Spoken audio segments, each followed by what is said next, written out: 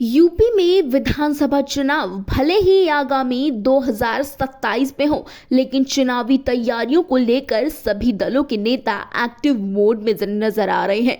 अपने खेमे को मजबूत करने के लिए तरह तरह की जतन कर रहे हैं। ऐसे में एक तरफ जहां भाजपा को अभी हाल ही में हुए उपचुनाव में बड़ी जीत हासिल हुई है, जिससे उसका कद बढ़ गया है, वहीं दूसरी तरफ सपा को भाजपा के हाथों मिली हार का बदला लेने के लिए सपा ने भी तैयारियां तेज कर दी हैं। सपा मुखिया अखिलेश यादव समेत सपा ने अन्य नेताओं से लेकर कार्यकर्ताओं तक कमर कस ली है। ऐसे में ये माना जा रहा था कि इस बार का चुनाव सपा और भाजपा के बीच होगा, लेकिन इन्हीं अटकलों के बीच कांग्रेस नेता राहुल गांधी की एक बार फिर यूपी में धुआंधार एंट्री हो गई है। उनकी इस एंट्री से भाजपा खेमे में खलबली सी मच गई है।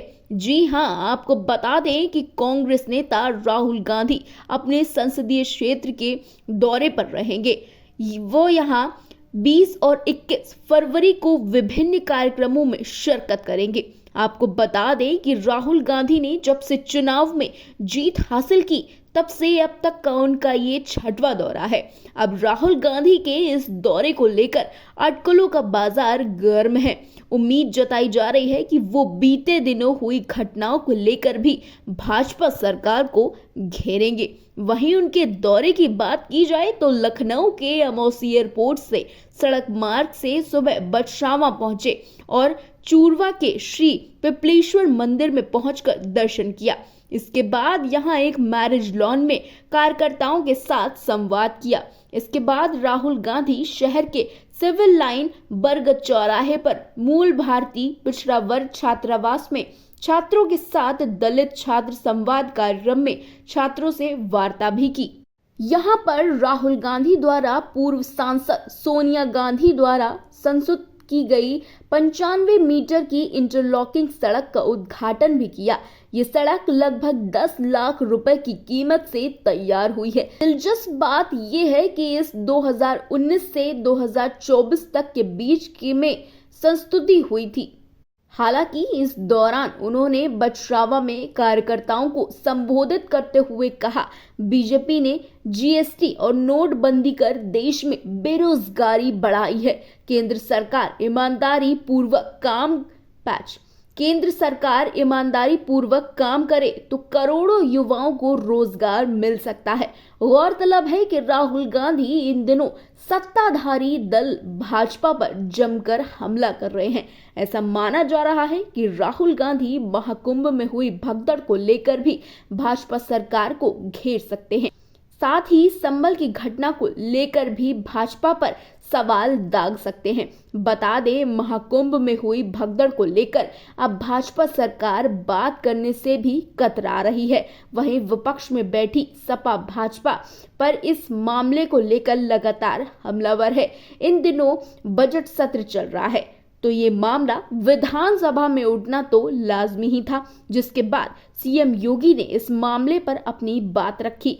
प्रयागराज में महाकुंभ की तैयारी और आयोजन को लेकर उठ रहे सवालों के बीच उत्तर प्रदेश के मुख्यमंत्री योगी आदित्यनाथ ने कहा कि कुंभ पर राजनीति ठीक नहीं है। उन्होंने ये भी कहा कि सनातन के आयोजन को भव्यता से करना क्या कोई अपराध है? अगर है तो इसको हमारी सरकार कर रही है, आगे भी करेगी। अखिलेश यादव ने इस बार भी चाचा को स्नान नहीं करने दिया। सीएम योगी ने विपक्ष पर हमला करते हुए विधानसभा में कहा कि जब हम प्रदेश की 24-25 करोड़ जनता को बचाने का काम कर रहे थे, तो ये वही लोग हैं जो उपहास उड़ा रहे थे। अयोध्या में रामलला को विराजमान किया जाता है तो समाजवादी पार्टी भी उसका भी विरोध करती है। शिवपाल जी तो सिर्फ पश्चिम की तरफ जाते हैं। साथ ही महाकुंभ के आयोजन को लेकर सीएम योगी ने कहा, साल 2013 में महाकुंभ का आयोजन 55 दिनों का था, जबकि इस बार 45 दिनों का है। हमने 10,000 एकड़ से ज्यादा इसके क्षेत्र को बढ़ाया। पार्किंग के लिए 1,850 हेक्टेयर क्षेत्र की सुविधा जनता को दी गई। उन्होंने कहा कि साल 2013 में कोई पक्का घाट नहीं बना था, जबकि इस बार 60 घाट और 14 नए फ्लाईओवर बनाए गए, बसें भी संगम तट तक पहुंचने लगी। अब सीएम योगी कितनी भी सफाई दे दे, लेकिन हकीकत क्या है, ये बात किसी से छुपी तो नहीं है।